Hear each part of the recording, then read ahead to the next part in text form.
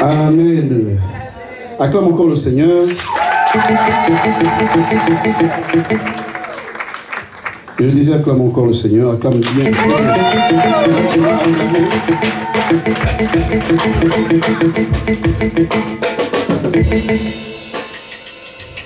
Est-ce que nous sommes dans la joie? Amen. J'ai transpiré avant déjà de commencer. Amen. La sœur Emma, que Dieu te bénisse. Aujourd'hui, on a bien loué. Merci beaucoup. Avant de commencer, j'aimerais remercier deux personnes. La première personne, c'est la personne du Saint-Esprit. C'est une grâce que de se tenir devant le peuple de Dieu, ce n'est pas une mince affaire. C'est une grâce. Je ne suis pas plus que vous. Je sais que parmi nous, il y en a ceux qui connaissent plus que moi. Ceux qui connaissent la parole plus que moi. Ce n'est pas parce que je suis là. J'ai été choisi que je vaux plus que vous. Amen. Amen. La deuxième personne serait notre père, le pasteur Pascal. Le fait de nous laisser la chair, ce n'est pas pour faire joli. Ce n'est pas pour... il s'est dit, bon, je vais quand même changer les choses. Non. C'est parce qu'il a senti. Amen. Le fait de nous consacrer aussi, comme je disais mardi, ce n'est pas pour faire beau. C'est une charge. C'est un poids. Parfois, il s'est dit, il ne sera pas là. Il y aura ses enfants. Mais il ne sait pas qu'est-ce que ses enfants vont faire. Alors, il nous a fait confiance. Amen. Amen. Le thème que nous a donné notre Père, c'est la croissance. Alors, moi, j'ai un sous-thème ce matin. Mon sous-thème s'intitule « Grandir avec la conscience de son identité en Christ ». Grandir avec la conscience de son identité en Christ. Avant de commencer, je vais d'abord définir c'est quoi l'identité. L'identité, premièrement, caractère de ce qui est semblable à soi-même ou qui ne présente qu'une seule réalité, malgré des approches différentes. Deuxièmement, caractère de ce qui est un, de ce qui demeure identique à soi-même. Ou en latin, idem, quelque chose qui est pareil, qui se ressemble. Troisièmement, qualité de ce qui est le même. Il faut savoir que chaque personne a une identité. Même les jumeaux se ressemblent, mais chacun a son identité. Dieu, en créant l'homme, il a fait que toute personne puisse avoir son identité. Même, vous allez remarquer que chacun de nous a ses empreintes. Chaque personne a son identité. Nous avons nos empreintes, les empreintes digitales. Tu prends les jumeaux, chacun a son empreinte. C'est ça qui nous définit. Chaque personne a une identité légale, c'est-à-dire un nom, un prénom, une nationalité, une date et un lieu de naissance. Chacun de nous, comme on est là, ou pour la plupart, nous avons nos cartes d'identité. Avec cette carte-là, si tu rencontres par exemple la police dehors et qu'ils te demandent ta carte, merci beaucoup l'homme de Dieu, et qu'ils te demandent ta carte, alors sur la carte, vous allez remarquer qu'il y a un numéro. C'est avec ce numéro-là qu'on peut te localiser. C'est avec ce numéro-là qui te définit, toi. Avec ce numéro-là, ils peuvent savoir où tu habites, qu'est-ce que tu fais dans la vie. C'est ton identité à toi. Donc, chacun de nous a son identité. Ton identité, c'est toi. Ton identité, mon identité, c'est moi. Mon identité me définit moi. Et en Christ aussi, nous avons notre identité. Alors, l'identité du monde te définit toi, mais définit réellement, elle définit l'enveloppe que tu es. L'enveloppe. Il faut savoir que l'homme est avant tout spirituel. En réalité, dans l'homme, c'est l'esprit. Donc tu es spirituel. Étant spirituel, tu dois savoir te définir. Tu ne dois pas te définir seulement par rapport à ta carte d'identité. Non. La carte d'identité, c'est l'homme qui l'a créée. Et l'homme a fait que cette carte puisse définir l'homme. Mais l'identité chrétienne définit l'homme intérieur que tu es. Ça veut dire que visuellement comme ça, je peux te voir, je peux constater que tu n'as rien, que tu n'es rien, mais en réalité tu es une grande personne. Visuellement, je peux voir que tu n'as pas d'enfant, mais en réalité tu es une mère de multitudes. Visuellement, avec les yeux physiques, je peux constater que tu n'as pas de travail, mais en réalité tu es un chef d'entreprise.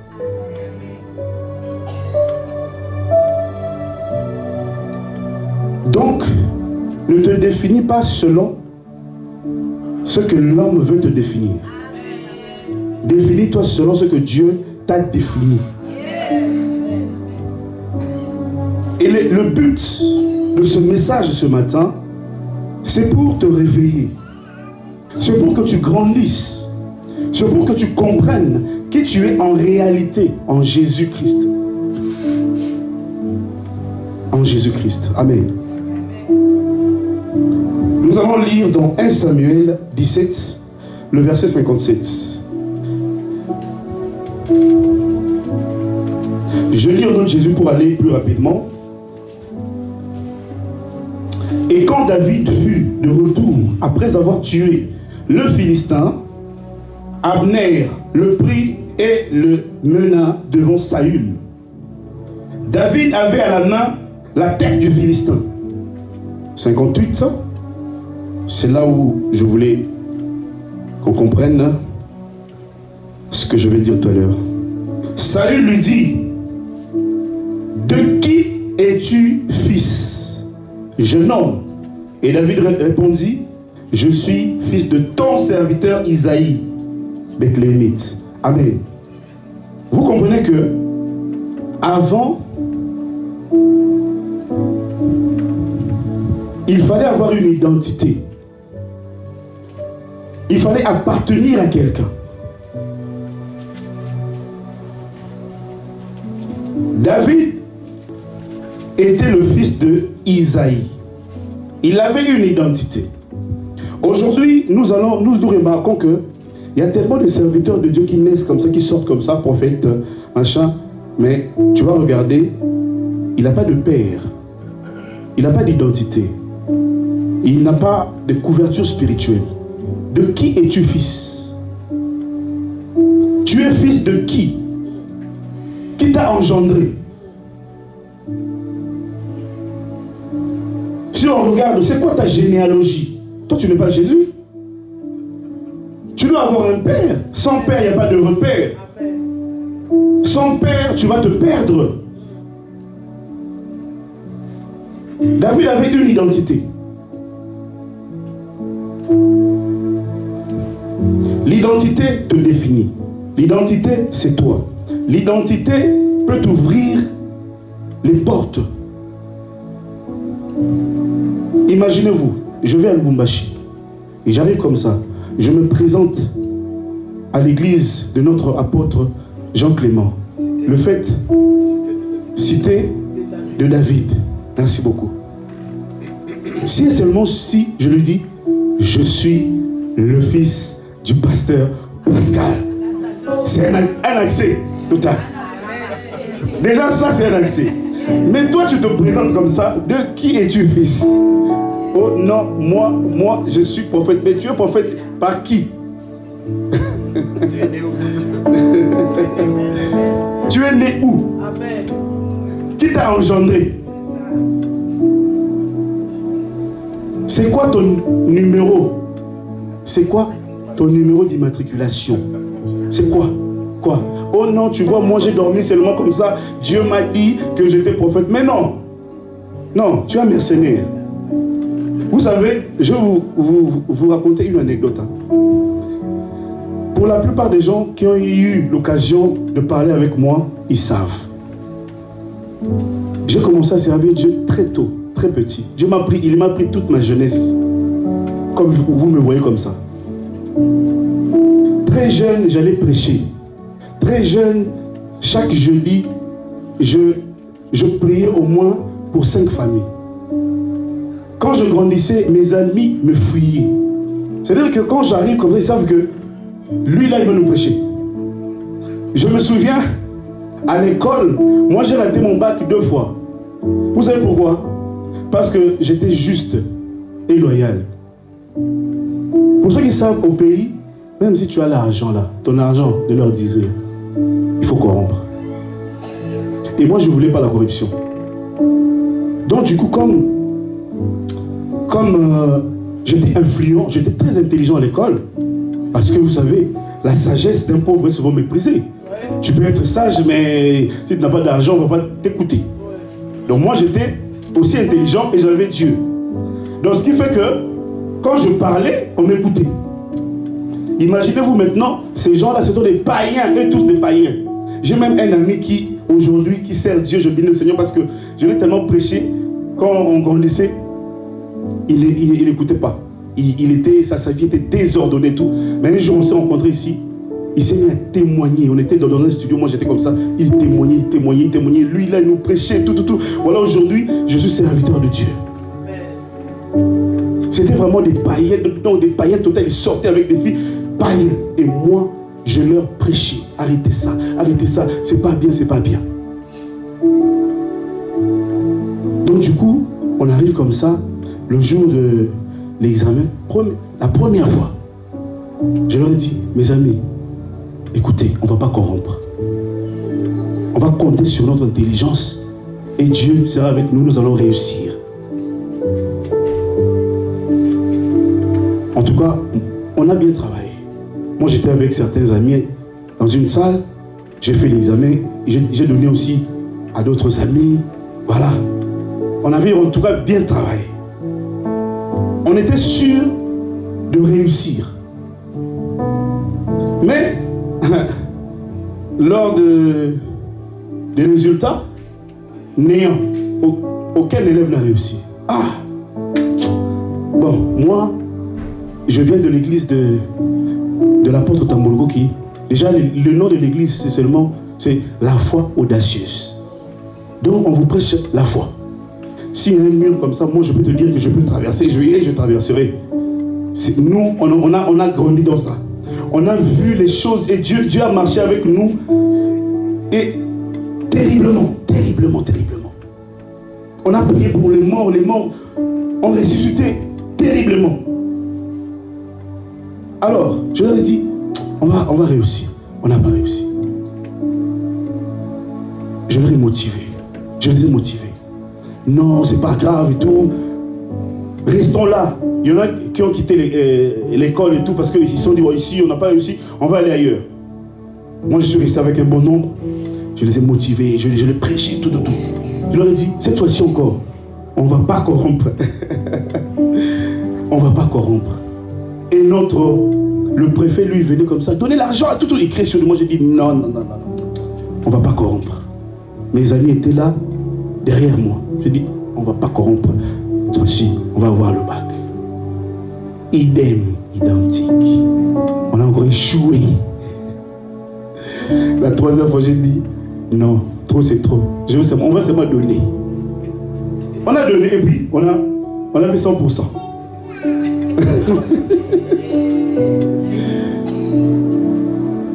Donc c'est comme ça le diable. Vous savez, le diable va te causer tellement, même les choses que tu tu réussissais facilement. Les choses que tu avais facilement, lui va te coincer. Pourquoi? Pour que tu compromettes. Ce sont les pièges de la compromission. Il va te coincer. Même 10 euros, tu n'arrives pas à avoir 10 euros. Tu vois quelqu'un, il y a une soeur qui me dit, il m'est arrivé, parfois je manquais 20 euros pour acheter du lait pour l'enfant. J'appelle un frère, c'est un ami, on parle bien. Je lui dis, est-ce que tu peux me dépanner même avec 20 euros? Il me dit, il faut qu'on sorte ensemble. Ah, papa, 20 euros. Vous voyez, il y a... Moi, ça me fait mal. Des gens pareils, en fait, qui profitent de la faiblesse des autres personnes. Je voudrais dire à quelqu'un ce matin, ne vends pas ton identité.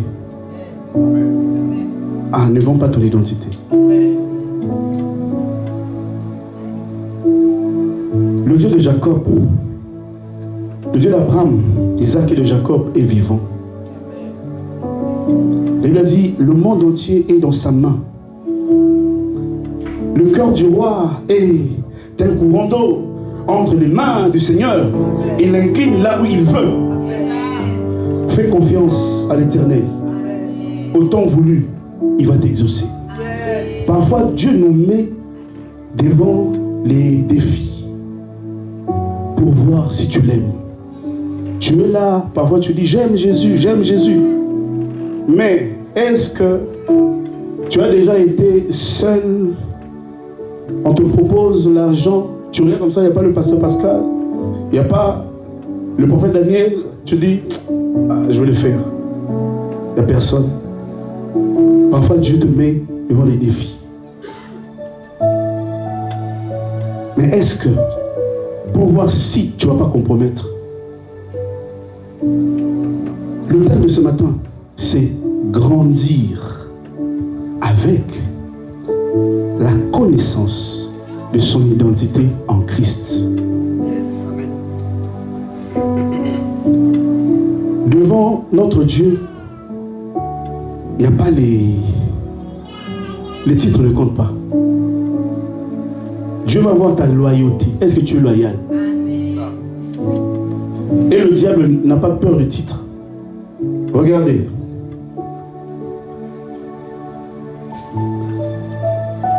Je ne vais pas aller vite en besoin. On va d'abord lire Acte 19, verset 13. Je lis au nom de Jésus. Quelques exorcistes juifs ambulants essayèrent d'invoquer sur ceux qui avaient des esprits malins le nom du Seigneur Jésus en disant, je vous conjure par Jésus que Paul prêche. 14. Ceux qui faisaient cela étaient 7 fils de Séva, juifs, l'un des principaux sacrificateurs. L'esprit malin leur répondit, je connais Jésus et je connais qui est Paul, mais vous, qui êtes vous? Amen. Le diable n'a pas peur du nom de Jésus que tu sors dans la bouche. Le nom de Jésus devient efficace lorsque tu te conformes, lorsque ta vie est conforme à la parole de Dieu. Ah oui. Je me souviens un jour à Kinshasa, j'ai dormi comme ça parce que moi toute ma vie, avant même de venir en Europe, moi j'ai fui même la maison. Je dormais à l'église. Mes côtes là étaient comme des pierres. Je me souviens quand je suis venu en Europe, on m'a demandé de dormir dans le lit. Je n'ai pas voulu, j'ai dit, moi mon lit c'est là, c'est par terre. Aujourd'hui même quand j'essaie, j'arrive plus. Parce que mes côtes sont habituées maintenant au lit. Sont habituées au lit. Je me souviens, je dormais à l'église seul. Ah non, on a servi Dieu, hein. On a servi Dieu. Le pasteur qui était venu, mon père spirituel qui était venu, Moi, je l'ai vu, il n'avait rien. Nous, on a commencé l'église. Cette église-là, aujourd'hui, c'est grand. C'est moi qui ai commencé la chorale, là. J'ai formé, même aujourd'hui, ils sont devenus pasteurs et tout. On priait sous une bâche, comme ça. Quand il pleuvait, nous tous, on était dans un coin, on attendait que la pluie finisse. On était mouillés comme on mouillait. Parfois, je me souviens, un jour, entre parenthèses, c'est moi qui modérais. Ah Seigneur, merci. C'est moi qui modérais. C'est pour ça que quand on venait à l'église, mes amis, venez avec quelque chose pour écrire. Écrivez. Écrivez, je vous dis. Nous, on nous a appris ça, on écrivait. On écrivait, on écrivait, on écrivait. Un jour, pendant que je modérais, arrivait maintenant l'heure de la prédication. Il y a une forte pluie qui a commencé. Le pasteur était, à cette époque-là, il était encore piéton. Il n'y avait pas de voiture et tout. Comme à Kinshasa, en Afrique, il pleut abondamment. Alors il s'est caché quelque part. Ah, la pluie là, elle a fait même 1 heure. Hein? Il s'est caché, il s'est caché. Maintenant, c'était moi le modérateur. Tu vas faire quoi? Papa, j'ai sorti la prédication de mon pasteur. C'est ça que j'ai prêché. Et lui, il arrive comme ça, il me voit en train de prêcher, il s'assoit, il écrit aussi. Ah! Pour grandir, un père, c'est un repère.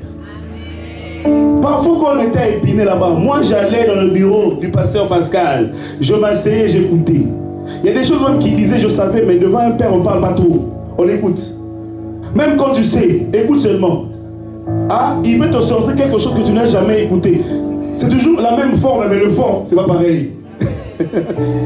C'est comme ça qu'on grandit, en écoutant les pères.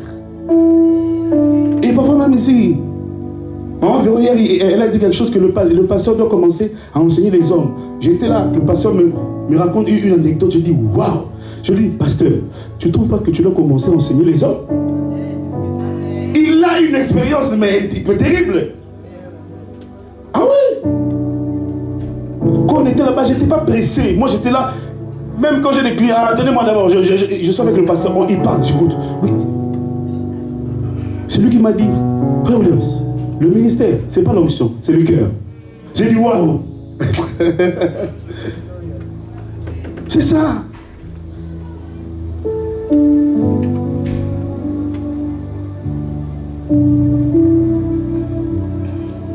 Amen. Connaître son identité te positionne, te stabilise, te tranquillise. Quand tu connais ton identité, regardez, quand tu rentres, quand tu vas dans... Quand tu sais que tu as acheté ton billet hein, dans un train, tu vas dormir tranquillement, non? Bon, est-ce que celui qui n'a pas acheté son billet, il peut même dormir? Écoute mon ami, toi tu n'as pas acheté ton billet, mais tu dors. Hein? Oh. Tu vas même pas dormir tranquille parce que non, tu es seulement sur le qui-vive. Ah, il va arriver, il peut débarquer à n'importe quelle heure. C'est ça. Mais quand tu as ton identité comme elle est là, on sait que si la police arrive, je ne vais pas fuir, je suis là. Je vais les affronter. Eh monsieur, vous voulez quoi? Tu sais, même parfois tu n'as rien. Hein? Parfois tu n'as pas de papier, mais le fait de les affronter, même eux-mêmes, ça leur fait peur. Hein? Ils vont se dire non, lui là, il a quelque chose. Non, non, non. Il a quelque chose. Parce que la manière dont il nous affronte comme ça, hein? Il est conscient de où il est assis. Il est conscient de où il est assis. Il sait qui il est. Et parfois le diable aussi. Hein. Vous savez, la peur, c'est l'arme efficace du diable. Lorsque le diable vient, il va te faire peur.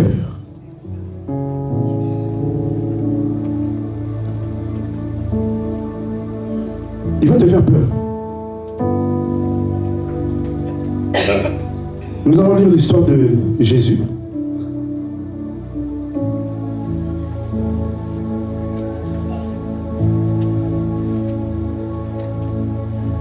Cette histoire-là, je l'avais gardée, mais le Saint-Esprit que nous puissions Parlez maintenant. Bon, je vais le dire comme ça. Jésus, c'est dans Luc, je pense, Luc 4, je crois. On ne va pas lire ça. Jésus, devant Satan, quand le diable est venu le tenter, il lui a tellement proposé des choses. Proposé des choses. Mais quand Jésus connaissait son identité, qu'est-ce qu'il a fait? Son identité lui a donné la résistance. Puisque tu te connais, tu vas résister. Regardez, quand tu ne te connais pas, je peux venir, je te dis, Daniel, j'en ai devant le prophète, hein? Daniel, tu sais toi, tu es un chien. Tu vas dire, oui, je suis un chien. Et tu vas commencer à vivre avec. Tu vas commencer à te dire, moi je suis un chien, j'ai un esprit de chien en moi. C'est comme ça aussi que d'autres pasteurs ont détruit la vie de plusieurs enfants de Dieu. Surtout nos sœurs. Il y en a qui se disent moi j'ai un esprit de sirène.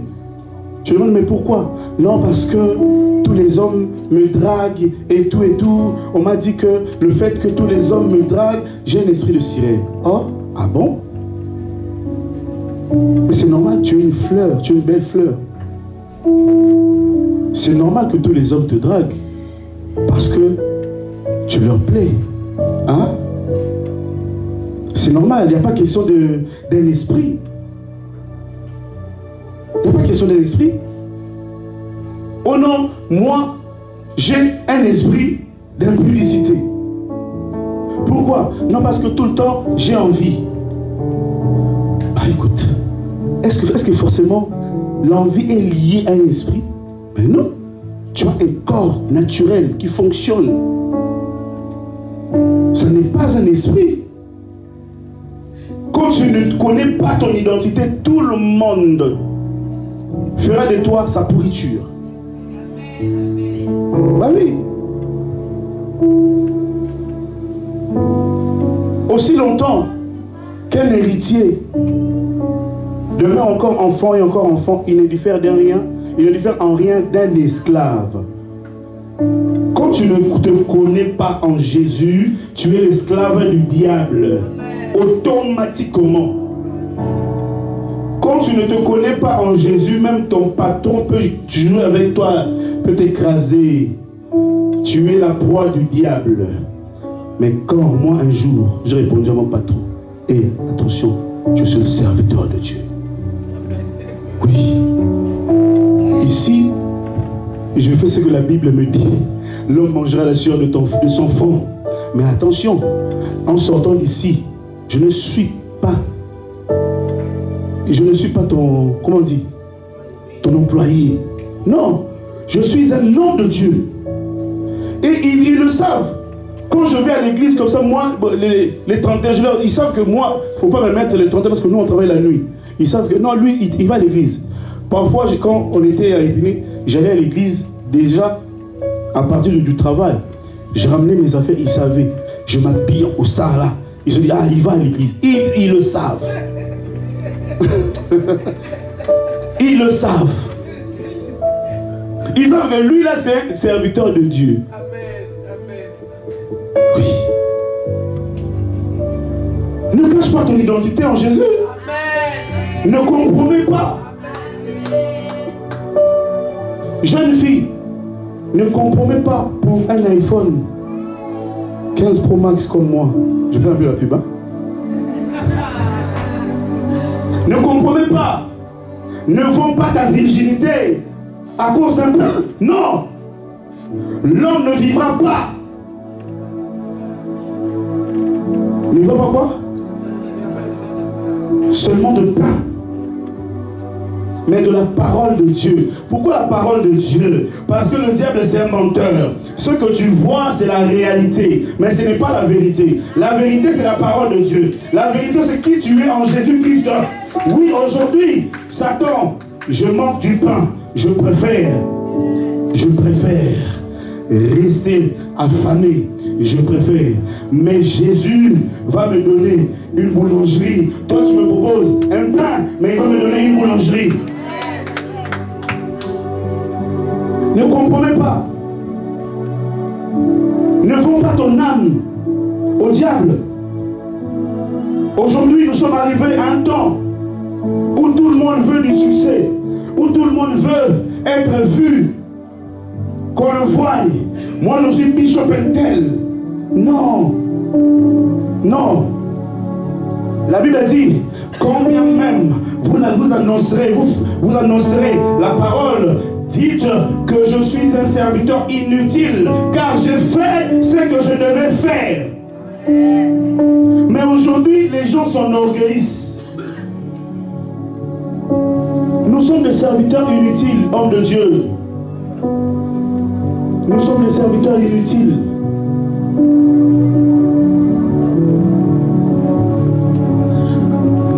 Nous sommes des serviteurs inutiles. Ce n'est pas une gloire que d'être un serviteur de Dieu. Ce n'est pas une gloire. Tu as été choisi par Dieu, tu as trouvé grâce. C'est juste la grâce t'a localisé. C'est tout. Quelqu'un m'a demandé, qu'est-ce qui a changé depuis qu'on t'a consacré? Je dis rien. Je dis rien. Pourquoi rien? Je dis, écoutez, le ministère ne précède pas le service. C'est le service qui précède le ministère. Ce qui a changé, c'est l'huile qu'on m'a mis à la tête. C'est la conscience de cette huile qu'on m'a mis à la tête. Mais tu servais déjà Dieu. Si tu vois quelqu'un changer parce qu'on l'a consacré, il n'est pas clair. Il n'est pas clair. Le changement doit être vu avant ta consécration. Le changement doit être constaté.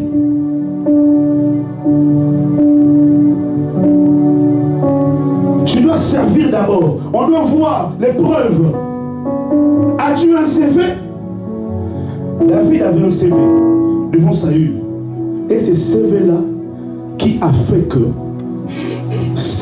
il avait un CV devant Saül. C'est ce CV-là qui a fait que Saül puisse le laisser aller combattre Goliath. Ah oui. Mon Seigneur, ton serviteur, quand il était encore à la forêt, l'ours est venu, je l'ai terrassé à main nue. Ah, petit, toi tu as fait ça. Écoute, prends quand même les armures. David a pris les armures de Saül. Il les a pris. Il les a mis. Il a pris le casque de Saül. Je suppose que Saül avait une grosse tête, donc Saül avait une petite tête. Comme ça. Donc Saül, David dit, mon Seigneur, il est vrai que tes armures ont combattu et ont vaincu. Il est vrai que tes armures peuvent me sauver. Oui. Mais ça me ralentit. Bien aimé, j'aimerais dire quoi? À chaque combat, sa révélation. Ne sers pas Dieu avec les expériences de quelqu'un d'autre. Que les expériences de quelqu'un d'autre puissent t'édifier, oui. Mais ne marche pas avec ça. Ne fais pas du copie-coller. Non. David lui-même, il n'a pas fait du copie-coller sur ses expériences à lui. Non. Il est allé au torrent. Il est allé chercher la révélation du combat. Autrefois, il a combattu à main nue. Il a terrassé les lions, l'ours. Mais cette fois-ci, il s'est dit, non, attendez-moi d'abord. Je vais aller au torrent. Je vais consulter la parole. Je vais consulter l'Éternel. Il faut que l'Éternel me donne l'ainsi dit l'Éternel devant ce combat. Tout combat n'est pas à combattre. Le problème, c'est que toi, quand il t'arrive quelque chose, directement, tu te dis, je chasse, je brise, j'envoie le feu. Non. Parfois, sois calme. Demande à Dieu, comme ce serviteur, dois-je combattre? Dois-je combattre? Dois-je poursuivre? 2 Chroniques, verset 20. Roi Josaphat. L'histoire du roi Josaphat. Nous les connaissons, cette histoire. Nous la connaissons. On va lire ça.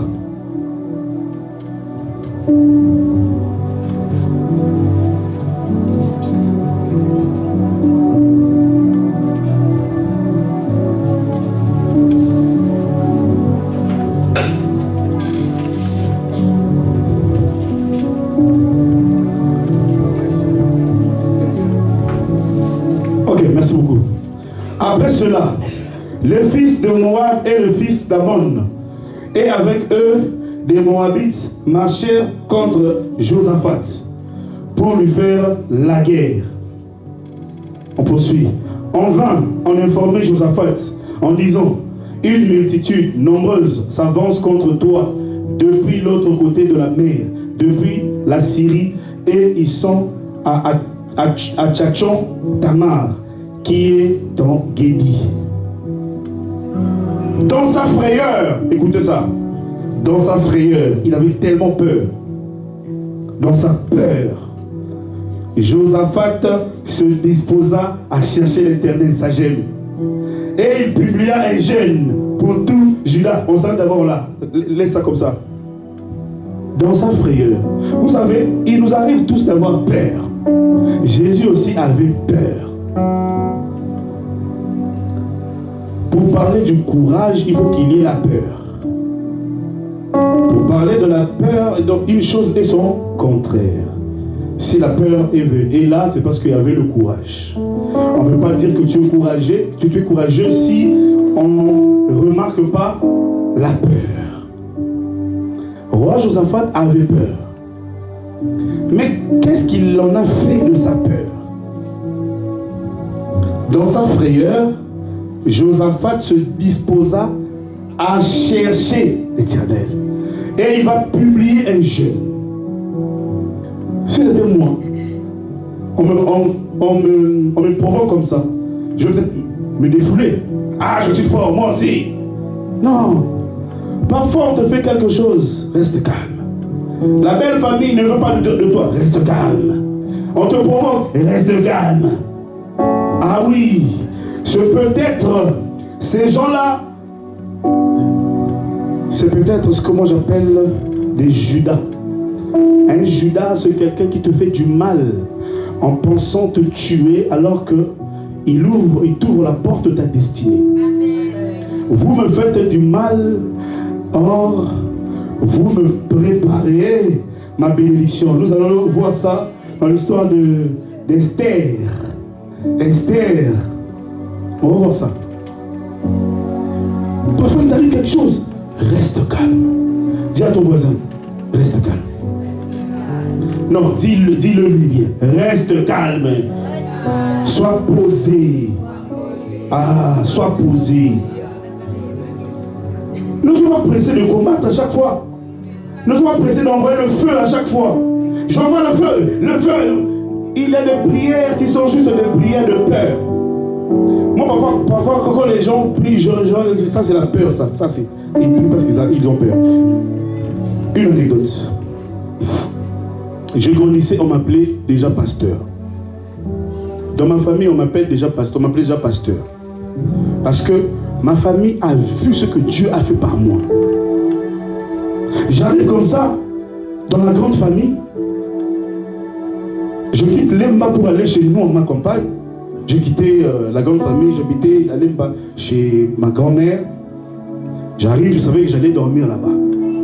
J'arrive, on me dit, il y a une sorcière ici. Il y a une enfant là qui a mis au moins 10 personnes dans la liste.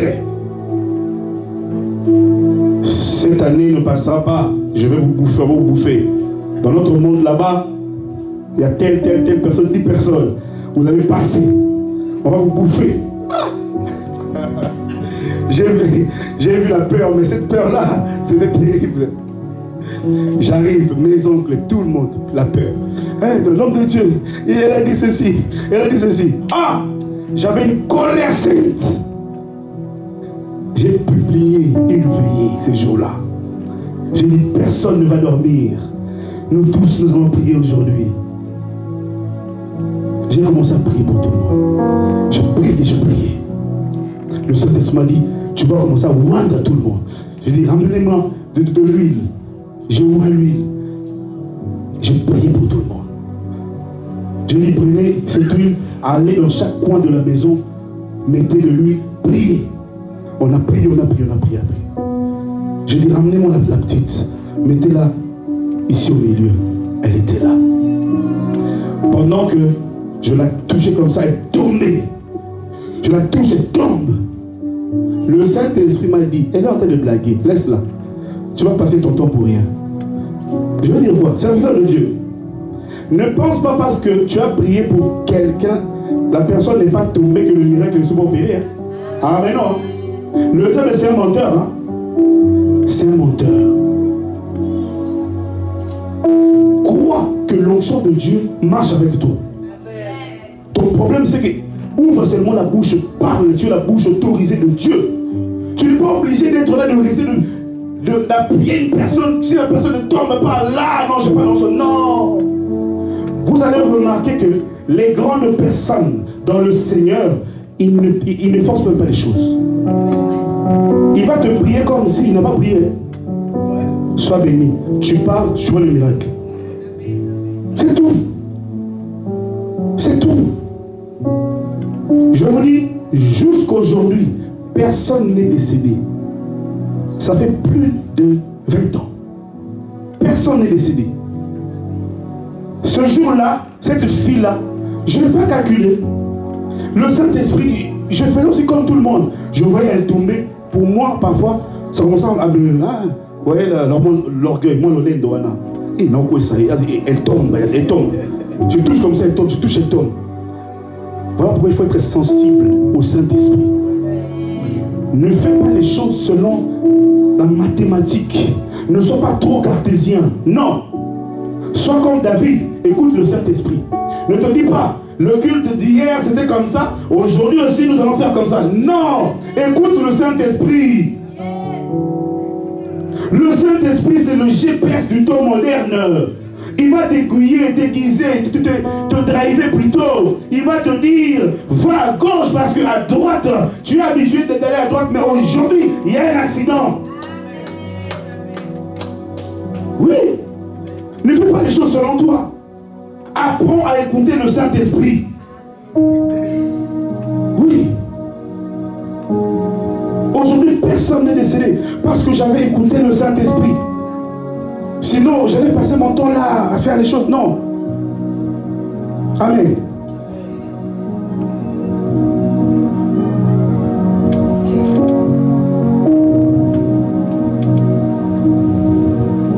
Grandir avec la conscience de son identité. Juge 6, verset 11. Nous allons aller rapidement. Je viens de Jésus. Ici, nous remarquons que d'abord le verset plutôt, et puis je vais commenter. Juge 6, verset 11 à 16. Le média, projetez-moi s'il vous plaît. Juge 6, le verset 11. Le verset 11 à 16. Celui qui a peut nous aider à lire. Parce que le média traîne encore.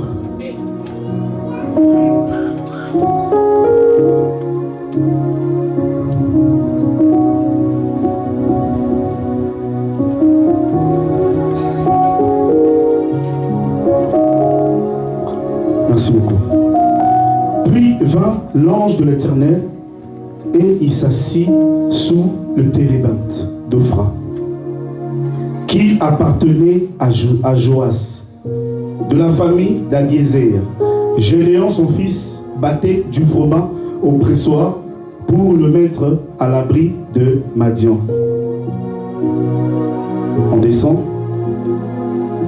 L'ange de l'Éternel lui apparut et lui dit, l'Éternel est avec toi, vaillant héros. On descend encore. Gédéon lui dit, ah mon Seigneur, si l'Éternel est avec nous, pourquoi toutes ces choses nous sont-elles arrivées? Et où sont tous ces prodiges que nos pères nous racontent? Quand ils disent, l'Éternel ne nous a-t-il pas fait monter hors d'Égypte? Maintenant, l'Éternel nous abandonne. Reste un peu là. Merci. Cette histoire, nous la connaissons. L'Éternel envoie l'ange. Dieu avait maudit Israël. Donc, Madian commençait à battre Israël. Madian commençait à battre Israël.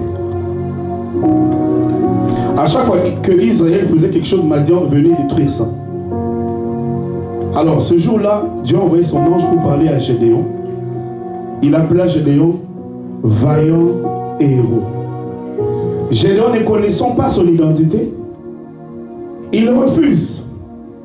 Gédéon ayant la connaissance des situations de sa famille, il refuse ce que Dieu lui dit. Il refuse. Parfois, toi aussi, il t'arrive des choses comme ça. Sachant que je sors d'une famille pauvre. Mais Dieu dit de toi que tu es un grand homme, une grande personne. Tu te regardes, tu dis, mais Seigneur, arrête de blaguer. Moi, ça viendra même d'où? Tu m'appelles vaillant, je n'ai jamais combattu dans ma vie. Tu dis que tu veux me faire de moi un ministre. Je n'ai jamais étudié. Tu te dis que tu vas faire de moi une femme entrepreneuse. Je ne connais pas l'entrepreneuriat. Je n'ai jamais appris. Mais comment est-ce que cela va arriver? Tu dis que tu feras de moi un banquier, mais je n'ai jamais étudié ça. Comment est-ce que cela va se produire? J'aimerais dire à quelqu'un ce matin, Dieu te voit grand. Ton identité vient d'où? Ton identité vient de la croix de Jésus. Tu dois adopter la mentalité de la croix de Jésus. Tu dois grandir avec la conscience de ton identité qui se cache à la croix de Jésus. Derrière les clous physiques de Jésus se cachent les clous invisibles. Je vais vous parler de 3 clous de Jésus-Christ. Le premier clou, c'est le clou de son obéissance au Père. Pourquoi Jésus est monté à la croix? Jésus n'est pas monté à la croix par son franc parler. Non. C'est pas parce que Jésus il parlait franc qu'il est monté à la croix. Non. C'est parce que Jésus était obéissant. Il obéissait au Père. Deuxième clou de Jésus, c'est le clou de l'amour qu'il avait pour toi. C'est ce qu'il a cloué à la croix. Jésus t'aimait tellement que dire à Jésus, descends de là, c'est dire à Jésus, laisse-moi mourir avec mes péchés.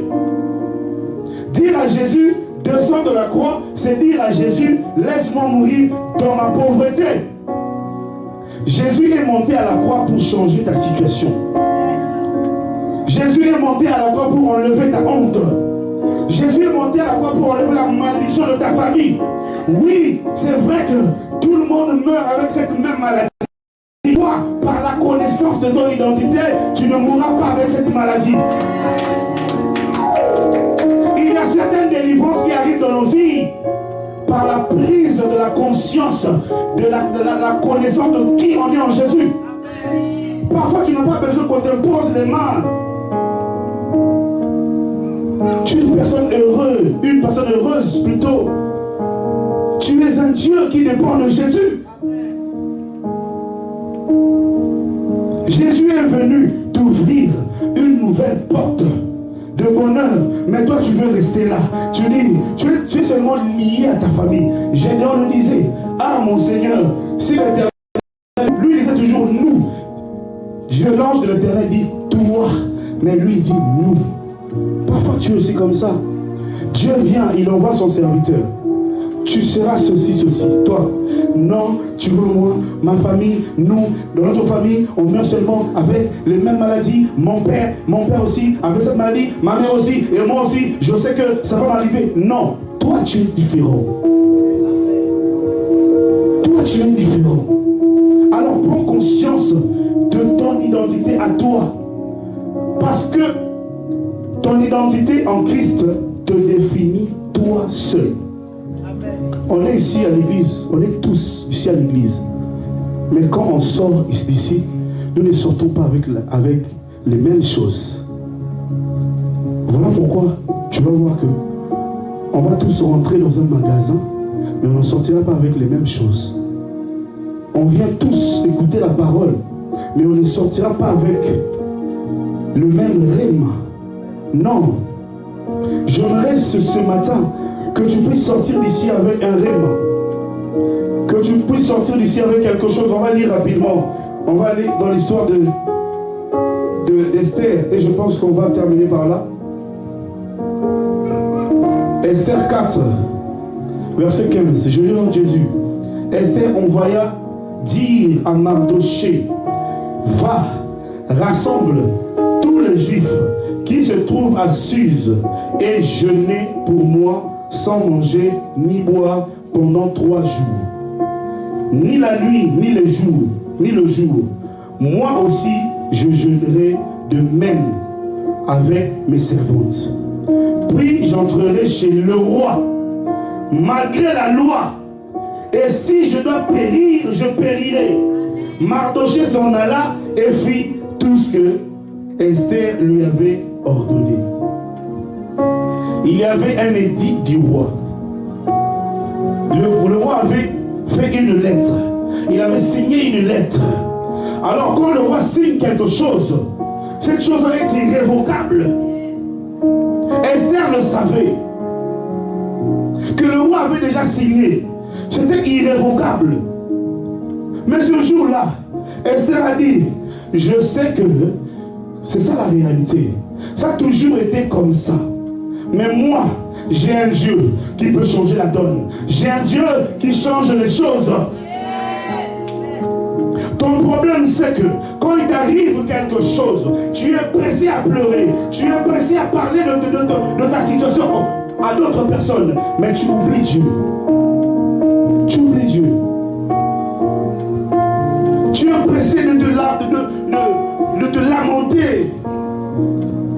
Tu es pressé d'appeler ta tante, d'appeler ta mère. Ça ne va pas dans ton mariage. Tu appelles ta mère, tu appelles ta tante, tu appelles tes amis.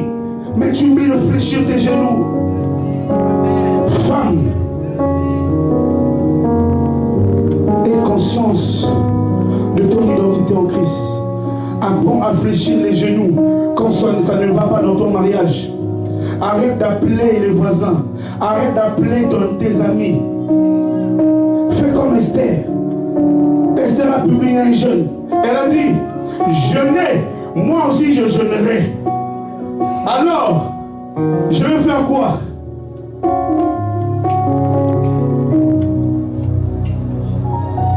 Rassemble tous les Juifs qui se trouvent à Suse et jeûnez pour moi, sans manger ni boire pendant 3 jours. Ni la nuit, ni le jour plutôt. Moi aussi, je jeûnerai de même avec mes servantes. Puis, j'entrerai chez lui, chez le roi, malgré la loi. Oh! Dis avec moi, malgré la loi. Ah oui, malgré la loi ici en France, la pierre angulaire peut briser les lois. Malgré la loi, malgré les interdits, bien aimé, tu es capable de briser certaines lois. Pourquoi? Tu es un Dieu. Prends conscience de qui tu es. En lisant Genèse,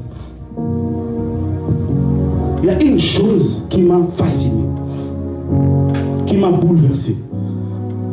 Vous savez, dans l'univers, nous n'avons pas que la Terre comme planète, n'est-ce pas? La Bible dit, c'est la Terre qui était informe et vide. C'est la Terre. Qui ne dit pas que Mars aussi était déjà bien. Dieu pouvait aussi venir sur Mars. Il trouve déjà tout bien. il commence à construire. Il met Adam, il met Ève. Hein? Mais Dieu sait donner du boulot. Il sait donner du boulot. Pourquoi? Parce que c'est un Dieu. Un Dieu, c'est cette personne-là qui, tu arrives quelque chose, ça ne marche pas, mais ta parole va créer les choses. Est-ce que tu m'as compris? Puisque tu es un Dieu, je te dis, ne change pas de mari. Puisque tu es un Dieu, je te dis, ne change pas de femme. La prière peut changer le cœur de ton mari. La prière peut changer le cœur de ta femme. La prière peut changer ta situation. Puisque tu es un Dieu, ne change pas de travail. Comme mon travail au même pas. Mais non, il doit savoir que tu es un Dieu. Amen. Qui dépend de Jésus. Amen. Yes. Tu dois savoir que tu es un Dieu. Le monde attend avec un ardent désir la révélation des enfants de Dieu. Ils doivent comprendre, ils doivent savoir qu'il y a un Dieu ici dans ce travail. Ils doivent comprendre qu'il y a un Dieu ici à Herblay. Ils doivent comprendre qu'il y a un Dieu ici. Je ne quitterai pas ici, puisque j'ai compris ces choses. Le but de ce sermon, c'était pour que tu comprennes. Tu comprennes qui tu es en Jésus.